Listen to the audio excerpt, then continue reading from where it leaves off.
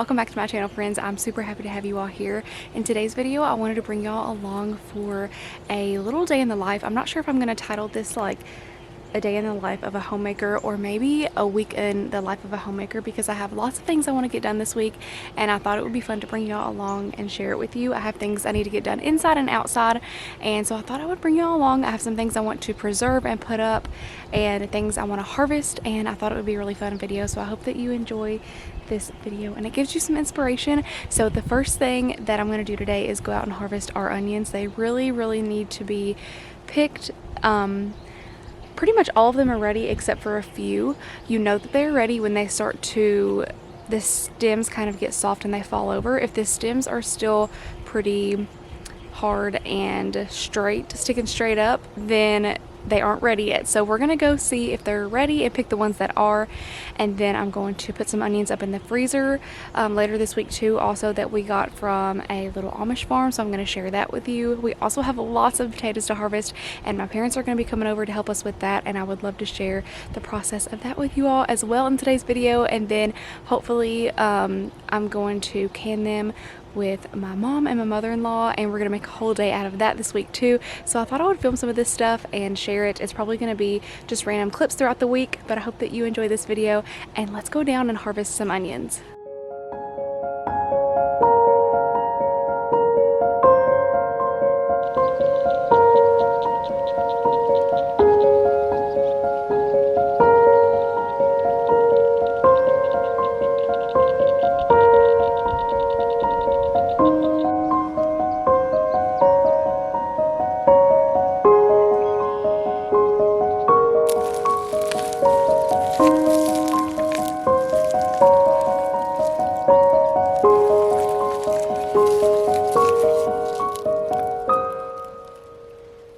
So this is what an onion looks like when it's ready. See how the top has fallen over? And then here's an example of what it looks like when it's not quite ready yet. It is still standing straight up right here. So once this falls over and looks like this, then I will come down here and pull the rest of these. Here's another one that's standing tall, so it's not quite ready to harvest yet either. Sometimes you kind of have to wiggle them a little bit. You don't want to break this right here if you're going to braid them. So you got to be kind of gentle with it and then kind of break it loose.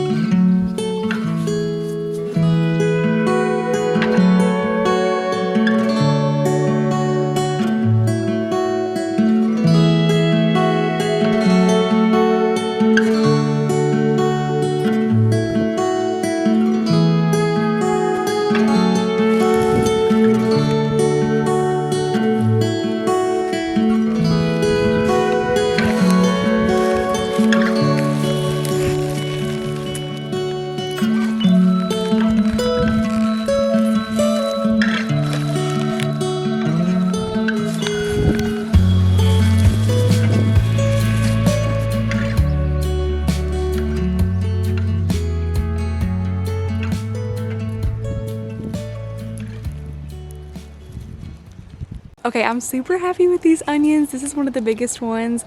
Look how beautiful this is. Oh my goodness. This is our very first year ever growing these big full-sized onions. In the past, we've always just done green onions, but I really wanted to do some large ones this year so that we could have them for cooking and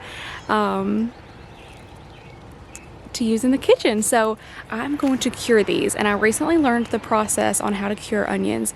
So I'm gonna let them sit out here. I have a couple baskets full. I'm gonna let them sit under this shade tree in the baskets for about 2 days, and then after that I'm gonna take them and use an old pallet to kind of hang them from and stick them into so that they can kind of stick like this. And then I'm going to leave them there for, I'm thinking it said 3 to 4 weeks. I'll just have to keep a watch on it and do a little bit more research, but I'm pretty sure it is 4 weeks that you leave them like that so they can fully cure. All of these green stems are going to completely dry out, and once they are completely dry, then we are going to braid them, and we'll be able to hang them in the basement, and then hopefully they will just last for until we run out of onions. And then each night when I need one for a meal, I can just go down there and grab it. So I'm super excited to try that. I cannot wait to get these cured, and I'm just really happy with the size of them. We did have some smaller ones about this size, but still really good. You can still really get a lot of onion off of that. So this is super exciting. I'm definitely going to continue to do this in upcoming years, and even expand and probably do more next year now that I kind of have more of a basic knowledge on it, and see how pretty easy they are to grow. And then I also really want to do garlic next year. Garlic is something I really wanted to do this year. I was so excited to do garlic, but I didn't get it put out early enough. It really has to go in the ground pretty early in the year, and I didn't get it set out early enough to harvest by like October. So that is going to be something we're going to try next year, and you cure it the same way. It's the same process where you leave it out and let it kind of dry up, and then you can hang it. So that is an update for now. I will come back on here once we go later in the week to harvest the potatoes and share that. So I will see you all either tomorrow or the next day. Definitely don't forget to stay tuned also if you want to see me cook with these and use them in recipes throughout the next few months and on into fall and winter. We're going to be using these for lots of cooking and in lots of different ways in the kitchen. I even want to try to make my own homemade like dried onion powder. So we will see how that goes, but I'm going to bring y'all along for the process of all of that. So stay tuned if that's something you're interested in and you want to see me cook with these and all the different ways that I plan to use them. The other really awesome thing about getting these onions is now I also have all of these peels and skins that I can make broth with. So I'm going to peel all of this off and just stick them in a freezer bag, put them in the freezer, and then later this week I'm going to make a big batch of broth and can it. This is going to be my first time in a long time canning a batch of broth. I've been just freezing it, but I really want to get my canner out and do some vegetable broth. That way we'll have some that is shelf stable and some in the freezer, because you never know. It's always good to have backups and multiple options of each thing that you are harvesting and putting time into. So let's get these onions prepped and ready to be froze. Not only do we have all of the onions that I just picked, but we also stopped at a sweet little Amish family's house that lived down the road from us the other day because they had out a fresh produce sign, and we wanted to see what all that they had. And they had some beautiful big Vidalia onions that they had just pulled as well, and this was actually before I picked ours, and I wanted to go ahead and get some of them in the freezer just in case ours didn't do very good or if they weren't too big. Since I hadn't pulled them yet, I didn't know exactly how many were going to be successful and how large or small they would be. So we went ahead and bought a big bag full. They were a really good price, and I knew they were locally grown, very close to our house, so I was super excited to get some of those onions from them put up in the freezer. So that's what I started on today, and that I ended up doing a few of our onions as well, and then the rest of them, like I mentioned, I'm going to cure and braid and hang in the basement. But what I'm doing here is just going to go ahead and dice up these onions. You can do them diced or you can do strips of onion, and I'm going to vacuum seal them so that they will be fresh in the freezer for cooking, and I can use them all throughout the fall and winter. When we don't have any more fresh onions, then I can start pulling from these, and they're already going to be prepped and ready to go to throw in soups or any recipes. I use onions for almost every single thing that I cook, so it's going to be super handy to have these already ready to go. I also do this with all of the peppers that we grow, like green peppers, red peppers, and things like that. So that is what I'm doing here to get these preserved. I'm going to put them in the freezer. I highly recommend doing this even if you don't grow your own onions. You can support some of your neighbors who might grow them and have them for sale, or a local farmer's market or farm stand in your area if you want to get some onions in your freezer so you can have them on hand and they'll be ready to go. Okay, we actually haven't had our sheet pan veggie meal in a while. I was making that like twice a week because we just love it, and I was making it a lot, but I actually haven't made it in a long time. And since we have all these fresh veggies, I was like, you know what, it's time to do another veggie sheet pan meal. So I'm going to cut up some of our fresh squash and zucchini, and then I already have the broccoli over here on my little sheet pan cut up and ready to go. And so I'm gonna slice some of these up now and get it all thrown on there. I've got the oven preheating, and then we're gonna throw on some olive oil and some seasonings and get it all going, and it's gonna be super yummy. Wesley's gonna grill some chicken tonight, and we're gonna have that and some delicious homegrown veggies, so I'm excited. This week on the farm, we did also dig all 3 rows of our potatoes, and I did get together with my mom and mother-in-law like I mentioned in the beginning, and my mother-in-law taught us how to can them, and I did film the whole process, and I'm going to be sharing that with you all in a future video. I wanted to split that up from this video instead of putting them together because this one is already pretty long and jam-packed full, and I wanted to give a whole separate video for the potatoes, so stay tuned for that. But it is super exciting, and also follow me over on Instagram so you can kind of see day to day and what I harvest when, and I shared a lot about the potatoes over on there, so make sure to follow me if you aren't already. This meal is really exciting tonight because this is also my first time using some of our homegrown broccoli. We did, I believe, 4 plants of broccoli this year, and 3 out of the 4 turned out beautiful, so I'm super excited to get to use this for our sheet pan meal. I would normally just use frozen, so it's exciting to get to try some of our fresh broccoli. I'm going to try to grow this again in the fall because I really have enjoyed having it. I just decided I'm going to add an onion on there too. This is one of those onions from this morning. I saved a couple of them out so that we could eat them for recipes this week. And they're just, again, so flavorful, and I feel like it's going to add a really wonderful flavor to all the veggies.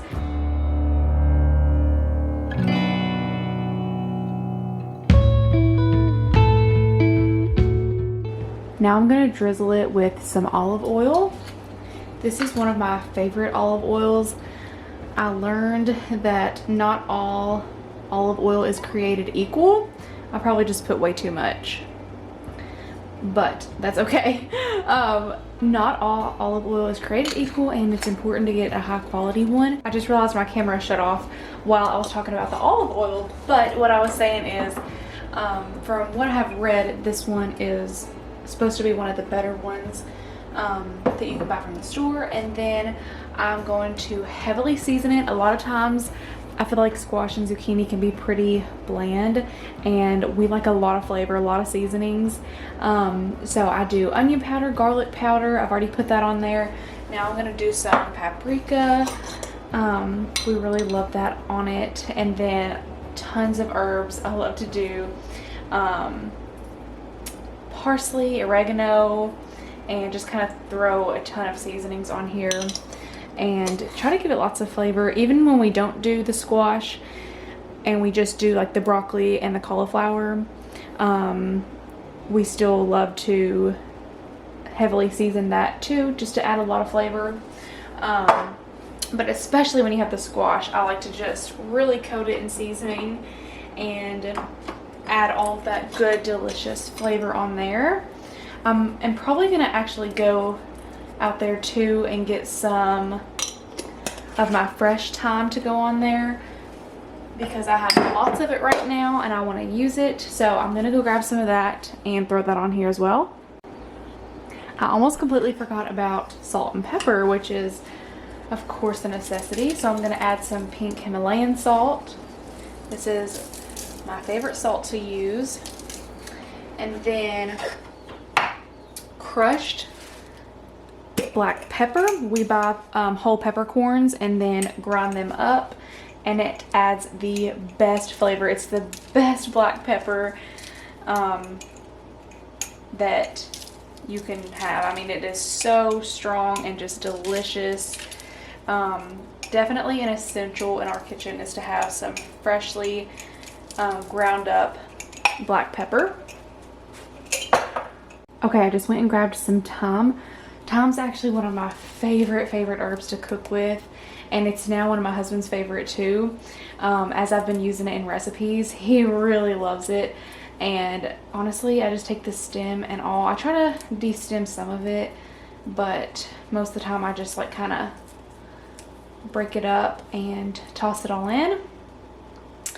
But yeah, he has also become a huge fan of thyme and uses it on a lot of meats and a lot of the things that he grills since I have been growing it. And so that is one of our favorites. Now I'm gonna grab a spatula and I'm just gonna toss all of this, get all the seasonings spread around.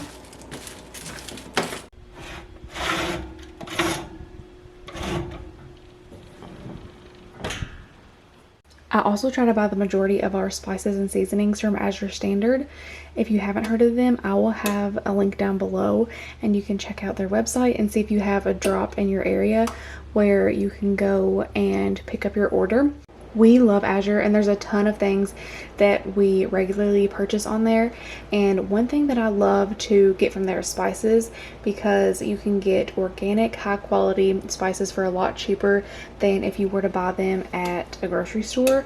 For a little tiny bottle, it would be literally the same price as if you bought like a bulk 1 pound bag of the spice from AZURE. So I love to get them on there. We got this smoked paprika from there, and I just keep the big bag of it stored and sealed in our food storage in the basement, and then I will just go get it and refill this every time it needs refilled, and that way I can have a small little shaker of it in our spice cabinet. Same with our cumin. I got that from there, and then the onion powder and garlic powder.